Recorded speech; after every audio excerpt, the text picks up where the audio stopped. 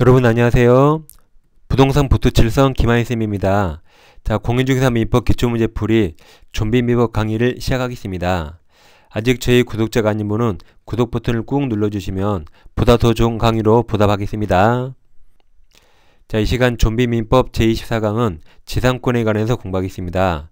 지금 공부하신 내용은 유튜브에서 원색도시 민법 원시 및 34강을 참고하세요. 그리고 자료는 네이버 밴드 공인중개사 민법 김하인쌤에 있습니다. 여기 가입하시면 되겠습니다. 자, 1번입니다. 을은 갑토지죠. 갑의 X토지의 건물을 소유하기 위해서 지상권을 설정받았다. 그래서 갑이 설정자입니다. 옳은 거죠. 1번 을 지상권자 을은 갑의 의사에 반하여 제3자에게 지상권 양도할 수 있다죠. 지상권은 절대적으로 양도가 보장됩니다. 토지 소유자 갑 의사에 반하여도 양도할 수 있습니다. 2번 X토지 양수한 자는 지상권 존속 중에 을에게 그 토지 인도를 청구할 수 없다. 2번이 맞았죠. 지상권은 물권이라 대항력이 있죠. 따라서 을은 갑과 맺은 지상권을 제3자 양수인에게 대항할 수 있습니다.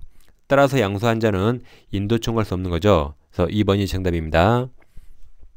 3번 을이 약정한 지로에 1년 6개월 아니죠. 1년 6개월 연체한 경우 갑은 지상권 소멸 청구할 수 없다죠. 2년분을 연체해야 소멸 청구할 수 있습니다.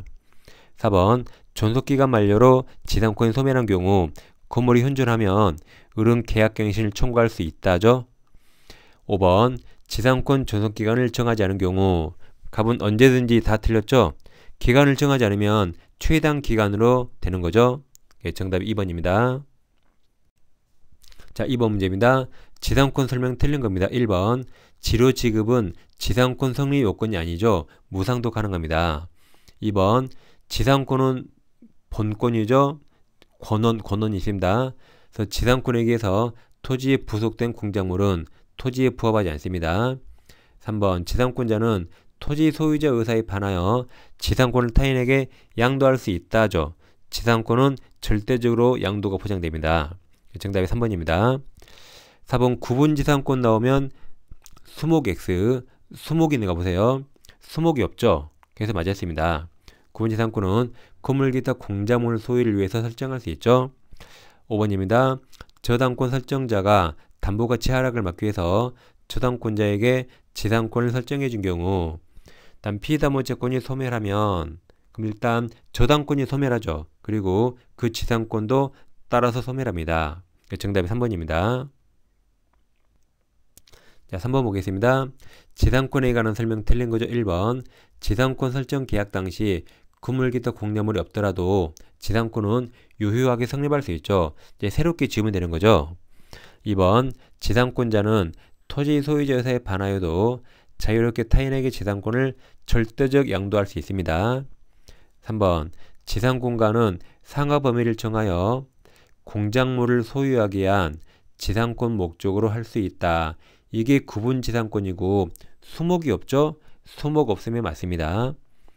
4번 지상권이 저당권의 목적인 경우 지로 연체를 이유로 한 지상권 소멸 청구는 저당권자가 통지하면 즉시가 들렸죠? 상당한 기간 경과 후죠? 그래야 효력이 생깁니다. 정답이 4번입니다. 5번이 뭐 중요한 거 아닙니다.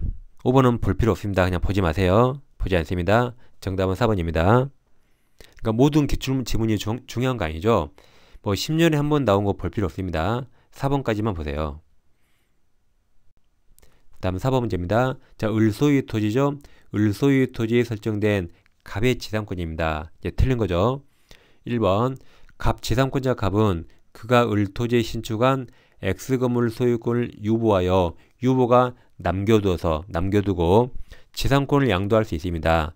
그러니까 지상권은 물권이라 건물 소유권과 지상권 따로따로 양도할 수 있습니다. 1번은 맞았습니다. 2번 갑의 권리가 법정 지상권일 경우 지료에 관한 협의나 법원의 지료 결정이 없으면 그럼 얼마 내야 할지 모르잖아요. 따라서 소유자 을은 지료 연체를 아직 주장하지 못합니다. 3번 지료를 연체한 갑이 병에게 지상권을 양도한 경우 소유자 을은 지료약정이 등기된 때만 연체 사실로 병에게 대항할 수 있습니다. 그러니까 제3자에게 지료에 관해서 주장을 내면 이렇게 등기가 돼 있어야 되죠. 3번은 맞습니다. 4번 을의 토지를 양수한 정은 갑의 을에 대한 지료 연체액을 합산해서 2년 지료가 연체되면 이때는 지상권 소멸을 청구할 수 없다죠. 그러니까 양수인 정에게 2년이 연체돼야만 소멸 청구할 수 있습니다.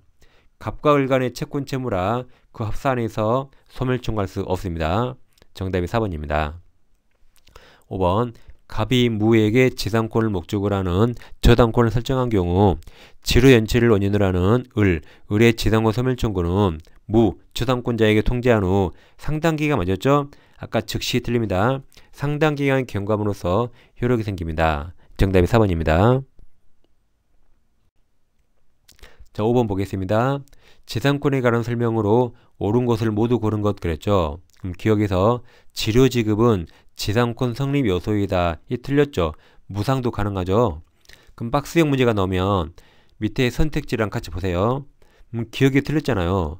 그럼 기억이 있는 걸 다 지운 겁니다. 그럼 2번 틀렸죠. 그 다음에 5번 틀렸습니다. 이렇게 선택지를 같이 비교해 보세요.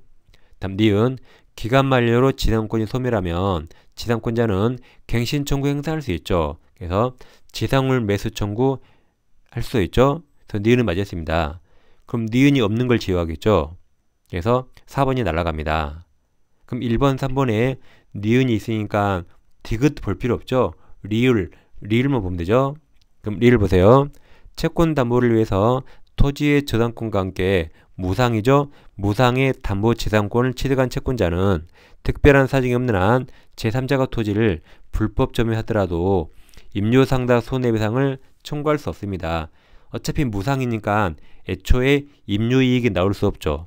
따라서 그 제3자에게 손해배상이나 부당이득 반환 청구할 수 없습니다. 즉 돈 달라고 청구할 수 없어요. 대신 건물 철거 청구하고 토지 반환 청구할 수 있죠. 그래서 리을을 맞았기 때문에 정답은 3번 나왔습니다. 그럼 디귿 볼게요. 지료 체납 중 토지 소유권 양도된 경우 양도 전후를 통산해서 2년에 이른다면 지상권 소멸 청구할 수 없다죠. 양수인에게 2년이 돼야만 소멸 청구할 수 있고 전후를 통산해서는 청구할 수 없습니다. 정답은 3번 맞았죠. 자, 이 시간에는 지상권에 관해서 공부했습니다. 그 기출 변형 문제까지 함께 꼭 확인하세요. 자, 다음 시간에 찾아뵙겠습니다. 감사합니다.